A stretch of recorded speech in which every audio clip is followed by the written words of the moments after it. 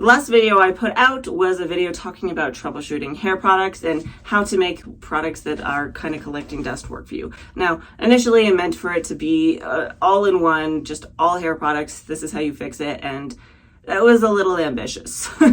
So I then decided I was going to split it into two. The first video that I did a couple weeks ago was talking about troubleshooting your shower products, so your shampoos, conditioners, deep conditioners, leave-in conditioners, and how to get those to work better for you. And then I realized as I was working on the stylers, I think that's going to be a bit bigger project than I meant as well. I am formatting this one a little bit differently. That's why I had to take a week off, is because I had to like completely replan, because I realized the format for the last video isn't going to work for this. I realized if I go product by product, there's just a lot of repetition. What I'm going to do instead is I'm going to talk about all stylers under one umbrella and then talk about the different problems you might be having with it. So this product that I picked up, this styler, is giving me less volume. How do I fix that? And then under that category, if there's differences between different types of product, I will then expound on that. So let's go ahead and get into this. If you are new to my channel, hi, my name is Lena and welcome to my bathroom. And if you do like content like this, please do like and subscribe.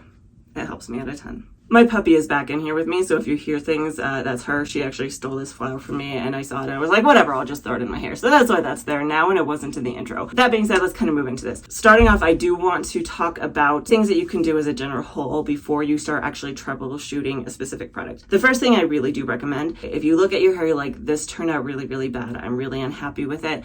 I know it's really, really hard to want to like document it, but I think it is really, really helpful. Pictures are good. Videos are better because you get an all-around view of what it looks like from all different angles. It's going to help you diagnose it a little better, and also it's just going to help you when you come back to see if it's made any change. Something you need to always keep in mind is that the products that you're using before you go in with your stylers can actually have an impact. And the more products you use, then the more newer products that you've never tried before, the more likely you are to end up with results that aren't always the best. My recommendation is review the wash products that you used and make sure that they're not impacting it. So let's just say your hair is really, really dry. Maybe it's actually the conditioner that's the problem. Maybe your conditioner wasn't conditioning enough or the shampoo was too drying. Another thing to consider as well is that you could just go in and completely do a hair reset. So what I mean by this is go in with a clarifying or a chelating shampoo and then a deep conditioner. I have videos on this, so I'll link one above for you if you are a little new to this. But what this really does is it just helps clear everything off of your hair, because sometimes the product doesn't work well for you because you have buildup on your hair that's not letting it do what it's supposed to do. By doing a hair reset, by stripping all of that off, it's going to give you a really good foundation, a really good base to start with. Other things to keep in mind is if it's been a long time since you had a haircut, ask yourself when you cut it last and if it needs a trim, because needing a trim is going to make your products work less effectively. It's going to make your hair more straggly, stretched out, less voluminous, all those kind of things. So check those kind of things first before you move into actual troubleshooting. Now, the last thing I want to comment on here as a whole, and I probably will bring this up again and again and again, if you go in with 3 or 4 new stylers, my first recommendation is always to isolate. Pick up one of them and try it all on its own and see how it works without the other products pairing it. If you kind of separate them out one-on-one, you can really get an idea of which one is the problem and how to fix that, because you might find 2 of the products work perfectly fine for your hair, but the third is too moisturizing or too drying, and then it helps you troubleshoot that specific product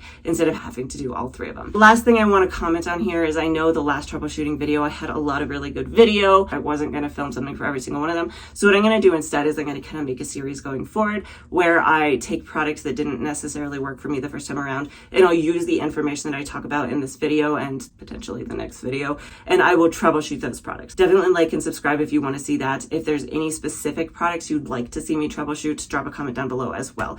Let's get into the bulk of this video. First problem I want to talk about is if a product is making your hair feel dry. So you've gone in, you did your wash day, and you've applied this new styler, and your hair comes away feeling like it's just not very moisturized. What could be some things that you can do to fix this? Well, the first one, again, I do recommend is going in and doing a hair reset. It's always possible that you have some form of buildup on your hair, which is stopping this product from being able to penetrate your strands and do the proper moisturization, which is leaving your hair feeling dry. The next thing that I do recommend, asking yourself what you used on your wash day. Look at the shampoo and the conditioner that you did use. Are they moisturizing enough? Because a product might just not be super moisturizing on its own. It might have kind of a low level of moisture, and it might not be enough for what you need. And if that is the case, asking yourself, can I pair this with something something else and make it work really, really well. I know I talked about this in my last video a little bit when it came to leave-in conditioners. You went out and you bought the Eva NYC Main Magic 10-in-1 Primer for Fine Hair. You've applied this to your hair. It's not moisturizing enough for you as a leave-in. This is also a heat protectant, so you can use that way. Sometimes other products though that will do this to you if you put it on your hair and it's too drying could be a lot of gel, especially a lot of cheaper gels. I don't know, I haven't actually tried this one. This was just the best example I could think of, but this is the Aussie Insta Freeze gel. If you just went in with a gel, especially a hard hold gel, they're not meant to give your hair moisture. In fact, a lot of them will feel kind of drying on the hair. So the way to fix that is next time you go in and do a wash day, make sure that the other stylers you're picking are more on the moisturizing side. So something like this, pairing it with either a thicker leave-in conditioner, like maybe the Curls Dynasty Kalahari leave-in, or pairing this with some sort of curl cream that has a lot of moisture to it. Maybe something like the Shea Moisture Curl Smoothie. That way you get the moisture from this one and the hold from this one. Other things to keep in mind that sometimes can happen is if your hair is feeling kind of dry and brittle, it may actually not necessarily be that your product is drying your hair out. What could be happening is that the product is just too high in protein.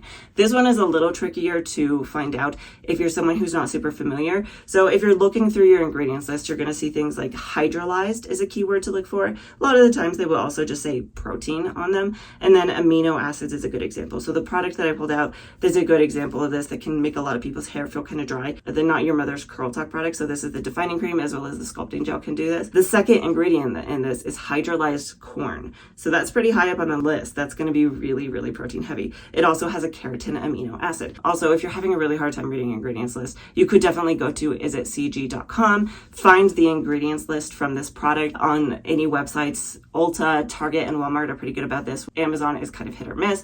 You copy and paste it, and then you enter it into isitcg.com, hit enter, and then it will pop out with all of the ingredients. Look through and just see if it has those proteins in it if you're not sure. And if you do find that you have a product like this, that it is very protein heavy, but you still want to try to find a way to use this up. Some things that you can do. One is just make sure that the wash day that you went in with is very, very moisturizing. So go in with a gentler shampoo. Unless you think you need to clarify, then definitely clarify. That's the better option. And then go in with a deep conditioner that's definitely on the more moisturizing side, something that has no protein in it at all. And then other things you can do is you could pair this with a leave-in conditioner that doesn't have any protein in it, that's just very moisturizing. And then you go in with less of this particular product because you don't want to overdo it. Less is always better, especially if you're just trying to use a product up. And then go in with a gel over the top of it that doesn't have any proteins in it. It doesn't necessarily have to be moisturizing, though having a hold product over the top of it, like maybe not that one. I don't know why I left that back there. I apologize for that. I just noticed that. That is for next video that I'm doing. Check it out if you're curious. The Cake the Curl Whip is like a mousse that's pretty moisturizing. Also, hair foams tend to be very moisturizing. So just pairing it with other products that have more moisture to them that can kind of help balance that out a little bit. When it comes to feeling like your hair is dry, there is one more problem that you could potentially be having, which is actually called flash drying. Now, first thing that I want to remind you is that flash drying on your hair while you are styling doesn't always translate to that feeling when it's dry. I had this scenario with a Cantu grapeseed curl activator. Was that curl activator did make my hair feel kind of dry while I was styling. It didn't feel as slippery in my hair. It felt like my hair was kind of seizing up. But as soon as I was done diffusing, my hair looked really, really good, and I was really happy with the results, and it didn't feel dry or anything like that. Typically, the things that are going to cause flash drying are going to be gels. They're more common. The curl activator was kind of a weird one for me. I'm not gonna lie. But things like the Twist Ready Set Bounce Soft Hold Curl Defining Jelly. This gave me some serious flash drying. So what are some things that you can do? Well, one, I recommend if you have a product that is causing flash drying like that, not raking it through your hair necessarily. It's probably going to be better glazing it over the top of your hair instead of raking it through. Then also making sure that your hair is wet enough. If you're having flash drying, I always go in with my spray bottle. I have a continuous misting bottle here that I'll spritz over my hair, and that will help. It doesn't always make it completely go away, but it does make the hair a little bit more manageable, at least until you're done styling. Other things, again, you can do, you can try pairing these kind of products with something that that's a little bit more on the moisture side.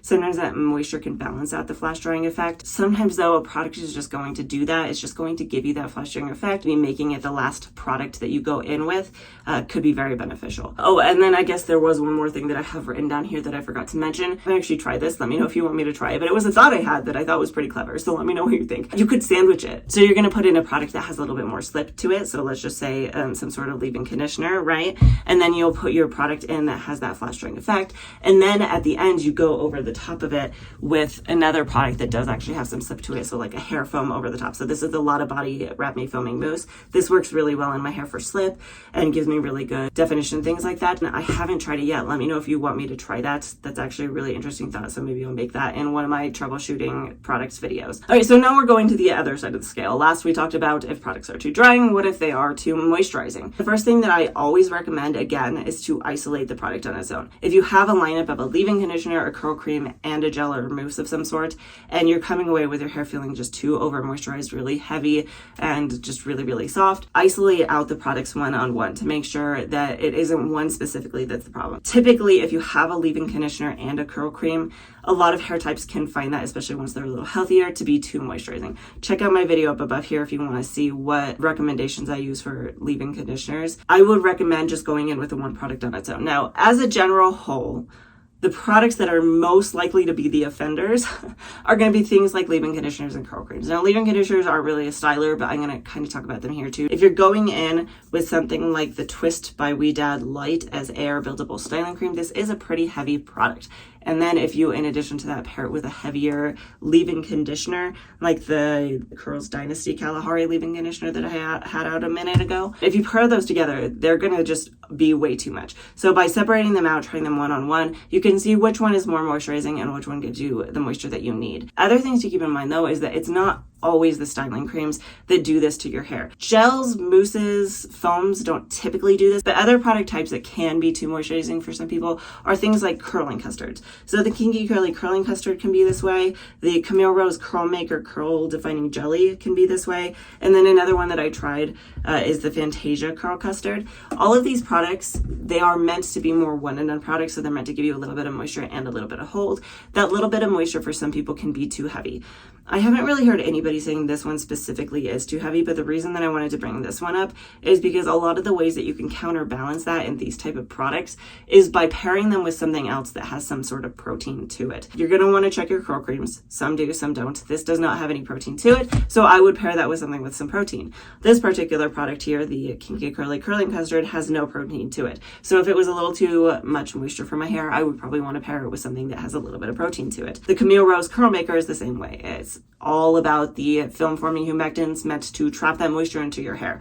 And it could be a little heavy for some people. Now, especially this one, the Fantasia Curl Custard, is more on the heavier side. It does actually have protein in it. So it has a hydrolyzed vegetable protein as well as a hydrolyzed keratin, but it also has shea butter, and that shea butter is pretty high up on the list. That can be a little heavy for some people. So if you come across products like these that have not enough protein in them, pair them with something that does have protein. So things like the Not Your Mother's Curl Talk Leave-In Conditioner. This is a very lightweight leave-in conditioner that you can apply that doesn't have a ton of moisture to it, but it's going to give you the benefit of a little bit of protein as well as some heat protection. Other options would be to go in with some sort of gel that has protein in it, something like the Not Your Mother's Curl Talk Sculpting Gel. If you have any other products that you recommend, like a gel or a foam or a mousse or something that has a little protein in it, drop it in the comments below. Another thing that could be happening and that you could keep in mind with products like these as well is that maybe you're just going in with too much of them, and that's why they're over moisturizing your hair. Some products are a little bit more concentrated than others, especially once you start to get into the higher cost products. So things like the Bounce Curl Compact Define Cream, they are very, very condensed. You don't need a ton of these products. So try going in with a smaller amount if they're over moisturizing to your hair. Something you can do with this if you're having a hard time with smaller amounts, this is how much I would use of this product per section. It doesn't seem like a lot, but this is a very thick, very dense consistency. And if you're having a hard time applying something like this, you can always go in with a little bit of water from a misting bottle, and then you work that together so it's a lighter consistency. It has more water in it. It's not going to weigh quite as heavy on your hair. And then just making sure that if you're doing that, that the other products you go in with maybe are a little bit more of a balance, or at least not super moisturizing. My process here would be the first time I use this product, to just do what I'm going to do.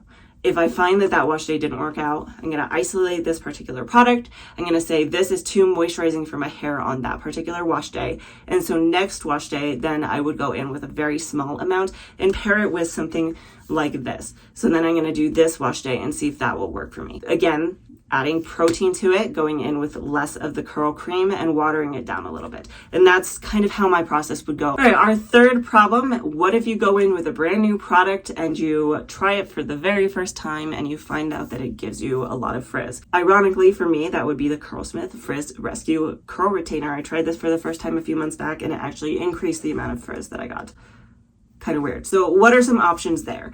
In this particular wash day, what I had done is I actually did isolate this product. I went in with it on its own and it gave me that frizz. So if that is the problem and you have used a product all on its own and it's giving you frizz, that could be a couple of things that you may want to check out. The first of which might be that it needs more moisture. Using a curl cream or a leave-in conditioner underneath this would probably be my next step to see if that was maybe the issue, is that I just needed a little bit more of that moisture. The next thing that I would check is the hold level. So this one is a level 6 out of 10, but let's say you went in with something like the Lotta Body Wrap Me Foaming Mousse and you tried this and it gave your hair a lot of frizz. Maybe for your particular hair type, this just doesn't have enough hold. I think I've seen Gina Marie say that some people have problems with this particular product, the Not Your Mother's Curl Talk Sculpting Gel, not having enough hold. If that's the case and you tried these products on their own and you're getting a lot of frizz, your next step is to then go in with this particular product and layer something else over the top of it to give it a little bit more hold. So this is the Twist Weather Up Defining Gel. So pairing these products together is going to give you the best of both worlds. Now on the other side, let's say you did a really, really big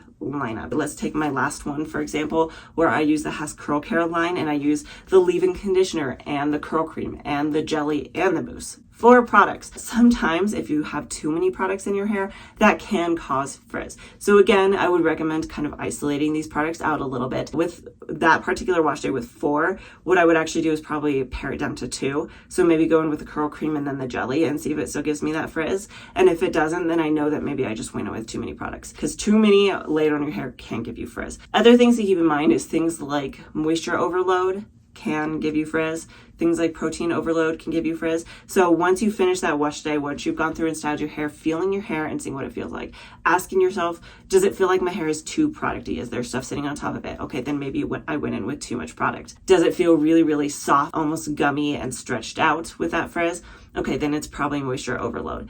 Does it feel really brittle and like it's about to break? Okay, it could potentially be protein overload. So then your next wash day, what you're gonna do is you're gonna go in and counterbalance that. For the protein overload, you're gonna go in and use your clarifying shampoo to help strip out the proteins from your hair, and then go in with a more moisturizing deep conditioner. For the moisture overload, you're gonna do the exact opposite. You still want to go in with your clarifying shampoo to help cleanse the extra moisture from your hair, and then use something deep conditioner wise that has some protein to it.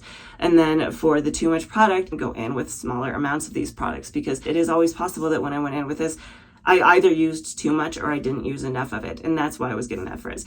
A lot of products are really hard, and that's why I do recommend trying products several times. Sometimes you go in with too much, you go in with too little, and really just trying trial and error a couple of times is going to give you a lot more information as to whether or not it's the product itself or just your application that's the problem. And that is something else that you could keep in mind if you're really struggling with frizz on a lot of different products, is, as much as I know some people don't like it, going in and brush styling. Now, you don't even necessarily have to go in section by section like I do. You could just apply your products and then go in and brush it all through, but that's going to help smooth down some of that frizz. So at the very least, you're starting with less frizz. You don't need a fancy, expensive brush, just using a detangling brush or something like that to brush through your hair and just help work all that product all the way through, because that's the other thing that could be causing frizz, is that maybe the application isn't quite thorough enough and you're just getting areas on your head that haven't been covered. Some products, like let's say you use the Kinky Girly Curling Custard all by itself, is going to give you a gel cast, which means that crispy outside of your curls.